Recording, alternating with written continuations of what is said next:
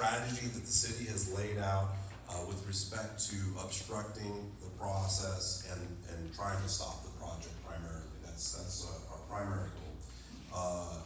There's the recognition that we do not have final authority over the project, but I can tell you that, and I don't want to speak for my colleagues all the time, but I can tell you that pretty much the attitude in the room when we're talking privately is that we're going to do everything we can to go ahead and stop the project. That's what our main goal is, right up to lawsuits. We're talking about a lot of different things right now. Most recently, in just the last 30 to 45 days, the city, myself, Councilwoman Johnson, we are in the Energy Subcommittee, and as such, we decided to go ahead and take a trip out to Washington, D.C., because we were largely concerned that we didn't want to be caught behind on the project.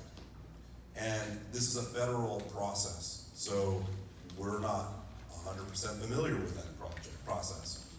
And so, much better than to go ahead and be behind the 8 ball, is to be in front of the 8 ball, we decided to go ahead and spend the time, money, and effort to go ahead and actually meet with those people directly. The Federal Energy Regulatory Commission would not meet with us initially.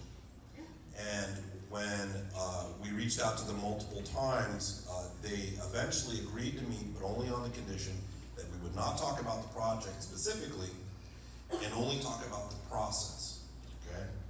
So we said, sure, we won't talk about the project. And we got the meeting, and we ended up going ahead and talking to a gentleman who's been with the Federal Energy Regulatory Commission. His name eludes me right now. He's been, what? Excuse me? Jim Fargo. Jim Fargo, there you go. And Jim Fargo has been, and he talked about this, Jim Fargo has been with this organization for, I think, 42 years or something like that. Some ungodly amount of time, you know, much longer than anybody should be at one organization. That's government for you, right? When you have no oversight and you're a bureaucrat, apparently that happens.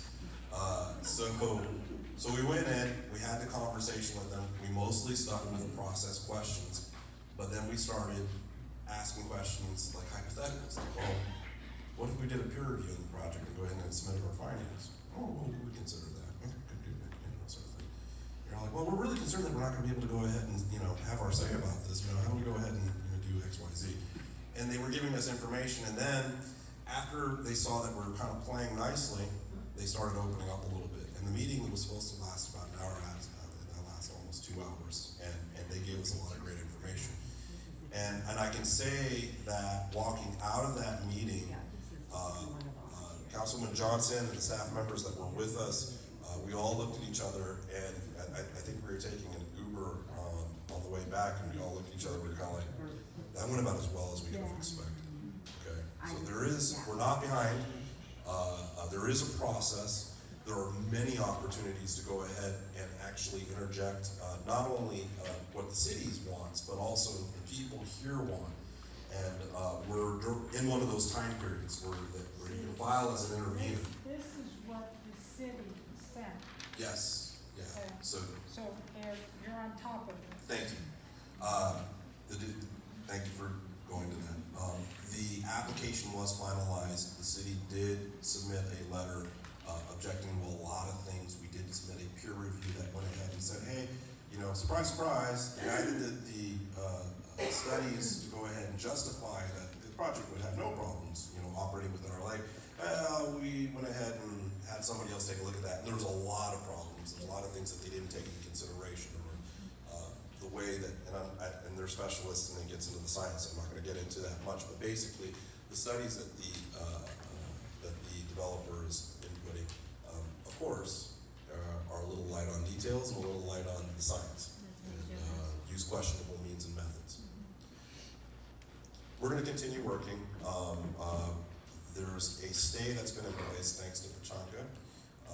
They are right now consulting with Nevada Hydro. Our sources tell us, our little birds tell us that it's not going very well. That's good. And eventually what will happen is the city representatives, myself and Councilwoman Johnson, will eventually go ahead and meet with the Pachanka Council, and we'll probably have a discussion about, you know, where we have mutual interests and how we can go forward, potentially cooperating. We've also been raising the red flag with other federal agencies, Fish and Wildlife, National Forestry. Actually, the National Forestry has actually been very engaged on this right from the get-go. And that would make sense because, it pretty much impacts them the hardest, aside from us and the lake and the people who would lose their homes and, things like that. It impacts them quite heavily, right? I mean, you're gonna dig a big hole in a national forest. I didn't even know that was possible until this project came along. And we're also engaging some of the other municipalities. So Orange County's a little bit affected, San Diego County's a little bit affected. You have Camp Pendleton that's a little bit affected. I mean, if you've ever talked to a general about the potential of adding things like power lines near their base, even though it doesn't cross over their base, it gets kind of near to it, that's not a good thing for them, right? And they don't like that. So we're having those conversations right now. And right now, because the application has been accepted, and there is this new federal thing called the one rule, meaning that all the agencies have to engage right now. Everybody's starting to jump in, and we're all kind of sharing notes. So I don't know anybody that actually supports the project from a municipal level. I haven't met one. And in addition to FERC, when we did take the trip to Washington, D.C., we also spoke with staff for several elected and other bodies, right, other agency bodies. And I'm purposely leaving details out because I don't know who's in this room, and I don't want that information getting into the wrong hands. So we're putting forth a specific effort, and we don't want those efforts countered. But I can say that there were some people who were very interested, and some who were surprised and going, "Oh my God, this sounds terrible," sort of thing. It sounds pretty bad. Kind of gave them both sides of the story, but it doesn't sound good. So we felt really good coming back home from Washington, D.C. We felt like it was a really good effort. We've continued. We just recently had a closed session meeting to go ahead and discuss even further. We're continuing to monitor the situation. My personal opinion is this, and I know there's some people out there who look at this project and they say, this is the one and only chance that Lake Elsinore has to actually clean up its lake. We'll force these guys to do it, okay? It's a $2 billion project. We can get $200 million out of it. There's people out there who believe that because that's kind of what they're leaving out there, okay? That's what the developer's leaving out there. And, there's an old saying, I can't hear so good, but, I read just fine. Just put it in writing, right? They don't, and when they do put it in writing, there's caveats, and you're just like, okay, that's not a real promise. Here's the bottom line. I've dealt with developers quite a bit over the last 6.5 years that I've been in office, and this is the one thing that I know. And I was able to have real frank conversations with some of them. Developers do not aim to improve an area beyond what they're supposed to, beyond what we force them to. Okay, so this happens with roadways very much so, right? Developer has a traffic study. They say, well, currently your road operates at a C. When we're going to go ahead and widen the roads, we're going to go ahead and add striping, we're going to add signals, and it's going to continue operating at a C. And we say, well, we'd like to operate at a B if it's possible. And the developer says, if you try to make it operate at a B, I will sue you for an illegal take. And I won't do that. So oftentimes cities have to go ahead and add certain conditions. And that's true. It's 100% true. It says you can't force the developer to go ahead and fix a problem that pre-existed. It's just not right. It's not fair. Sometimes you can go ahead and push them to do something better because it just benefits the development. But a lot often you can't force them to do it. It's all negotiation. Okay? This developer, same concept. They're promising that they're offering the pathway to go ahead and fix the lake. They're not going to do that. They're going to shoot for as little as humanly possible. That's my opinion, okay? So I don't know, I don't have a crystal ball, I don't know if that's fact, okay? But it's my opinion that these people are going to do as little as humanly possible because they like to save money, they're going to want to make a profit on the thing, okay?